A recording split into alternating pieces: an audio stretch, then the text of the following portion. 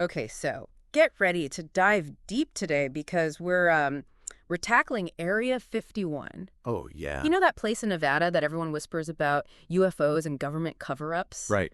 You sent in some seriously intriguing research on this, and I can't wait to dig into it with you. It's funny you should say that because what always gets me about Area 51 is how it blends, like, reality with speculation. Yeah, You can't talk about it without acknowledging the facts on the ground. right. It's a classified U.S. Air Force facility established back in 1955, right in the thick of the Cold War, Hmm. and its original purpose, testing out the U-2 spy plane. Okay, so we're already talking super secret missions, cutting-edge tech, all happening behind closed doors. It's Exactly. the perfect recipe for conspiracy theories. Exactly, and you can't underestimate how much the Cold War itself fueled that sense of secrecy and paranoia. Oh, totally. People were already primed to believe in hidden agendas and shadowy government operations. Right. So we've got this top secret military base in the middle of nowhere doing who knows what. And then to add fuel to the fire, people start spotting strange aircraft near the base. Right. What's going on there? Are these just test flights or is there something more to it?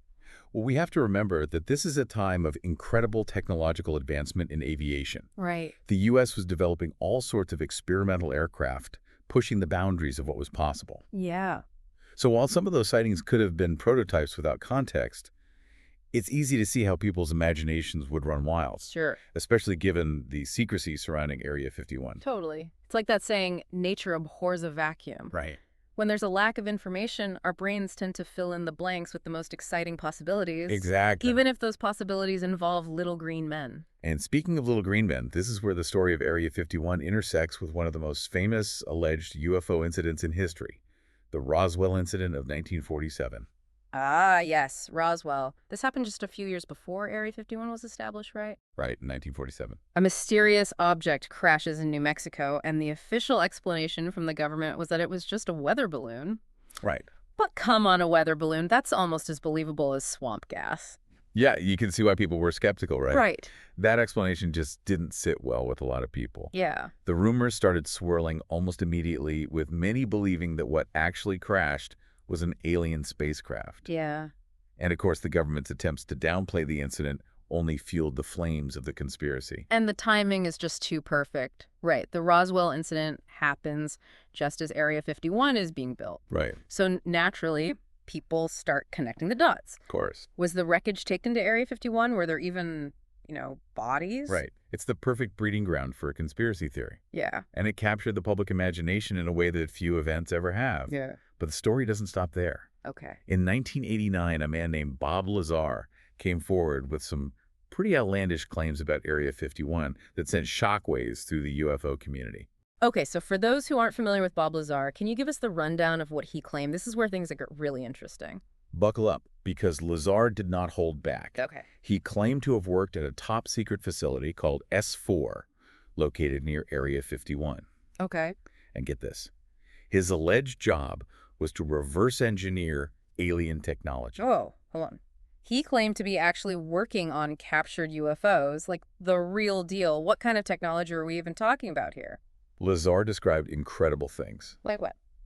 Anti-gravity propulsion systems element 115, which wasn't even officially discovered until much later, and even glimpses of alien beings themselves. Wow. His claims, whether true or not, were incredibly specific and detailed, which is why they resonated so strongly with people. I bet. It's like something straight out of a science fiction novel. Just so. So did anyone take Lazar seriously? What was the public's reaction? Lazar's claims were met with a mix of fascination and skepticism. Sure. Some people were immediately convinced, pointing to the level of detail in his story and his apparent knowledge of classified information. Yeah. Others were more cautious, questioning his credentials Ah. and pointing out inconsistencies in his accounts. It's like, on one hand, it's so far out there, it's hard to believe. Right. But on the other hand, what if he's telling the truth? That would be absolutely huge. It would turn our whole understanding of the universe upside down. Right. And it would certainly explain all the secrecies surrounding Area 51. Lazar's story really threw gasoline on that Area 51 fire, didn't it? Absolutely. I mean, whether you believe him or not, his claims created a whole new level of intrigue surrounding the base. Absolutely.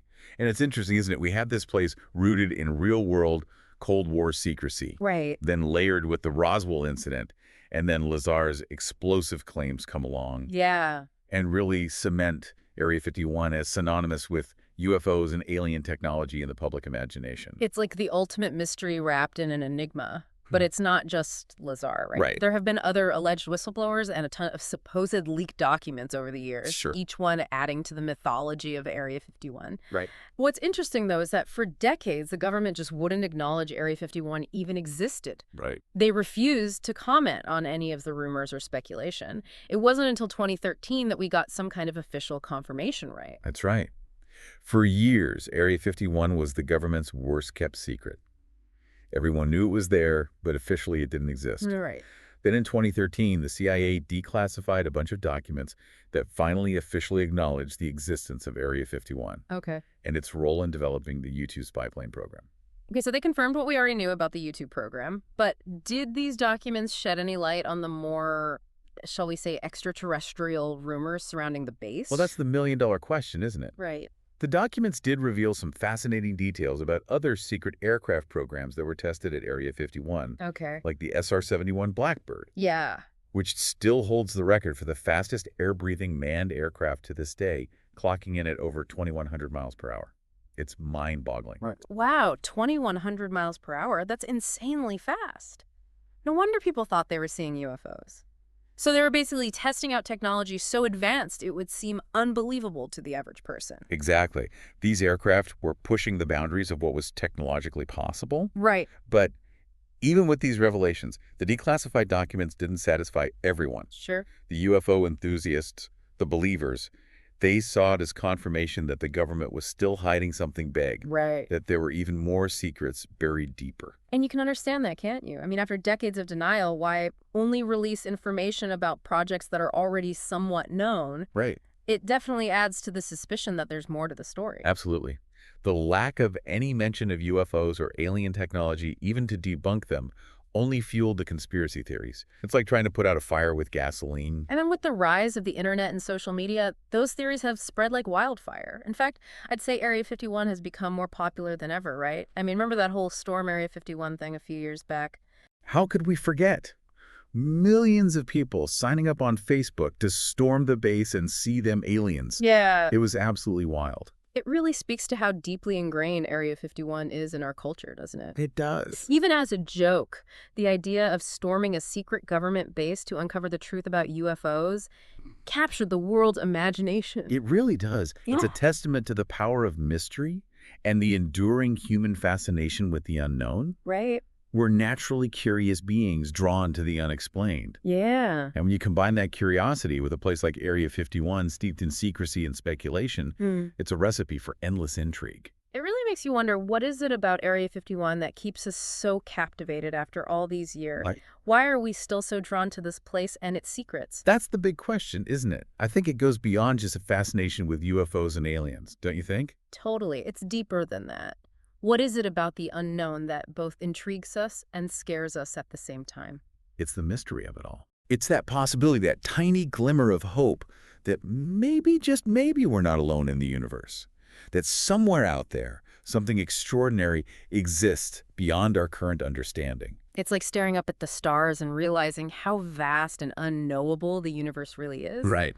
You can't help but feel a sense of wonder and maybe a little bit of fear, too. Exactly. It's humbling and awe-inspiring all at once. Right.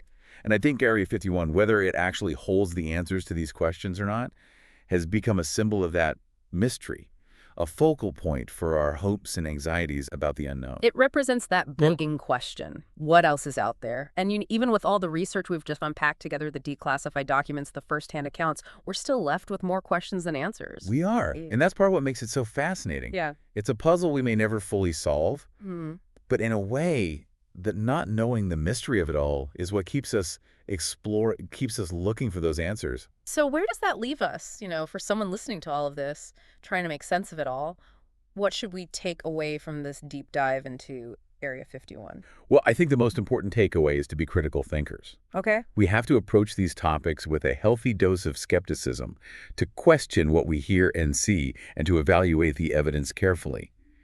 But at the same time, we should also keep an open mind. Right. The universe is a vast and mysterious place, and we're always learning new things. It's a delicate balance, right? To Yeah, not blindly accept everything we hear, but also to not be so quick to dismiss things that seem impossible. exactly.